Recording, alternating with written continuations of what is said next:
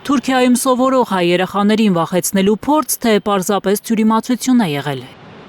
Անակնկալի են եկել հայ աշակերտները, երբ Թուրքիայի կրթության նախարարությունից Ստամբուլի հայկական դպրոցներ շրջայցի գնացած տեսուչներն ասել են, թե Թուրքիայի քաղաքացիություն չունեցող հայ աշակերտներին պետք է անհապաղ հեռացնել դպրոցներից։ Անշուշտ այս զարգացումը մեզ համար անսպասելի էր, որովհետև դրամապանություն մնաց չկար, օրինական հիմք մնաց չկար, փերանացի թելատրանք մներ։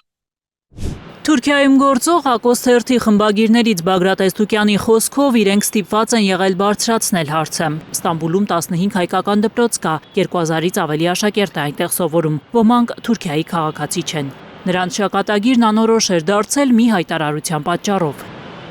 Ավելի քան 10 տարի է, որ Ստամբուլի հայկական դպրոցներում Թուրքիայի իշխանությունը իբրև բարի կամքի դրսևորում թույլատրել է սովորել նաև այլ պետությունների քաղաքացիներ հայերին։ Նրանց կոչում են հյուրաշակերտներ, որպեսզի ինչպես այդ երկրի իշխանությունն է ասում հայ երեխաները եկեղեցիների նկուղներում բացված դպրոցներում չսովորեն, նրանց կրթում են հայկական դպրոցներում։ Սակայն հյուրաշակերտները դպրոցն ավարտելիս ոչ վկայական, ոչ դիպլոմ չեն ստանում։ Դեղական մարդու իրավունքներու միությունը Մազլում դեր անունով արդեն առարգություն ուներ այս հյուր աշակերտի հանգամանքին թեմալ, ասելով, որ ինչ սերը, որ աշակերտը ուսում ստանա, բայց վկայական չստանա, դիպլոմ չստանա։ Սա անընդունելի է, սա մարդու իրավունքներու խախտում է, ուսանելու իրավունքի խախտում է։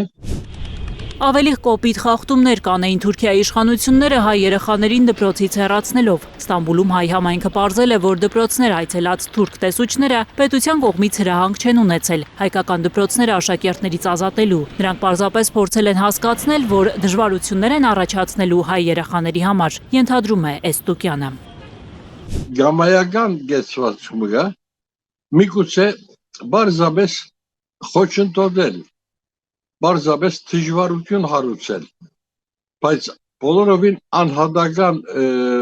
պատճառաբանություններով օգտագործելով իրենց պետական պաշտոնյայի հանգամանքը։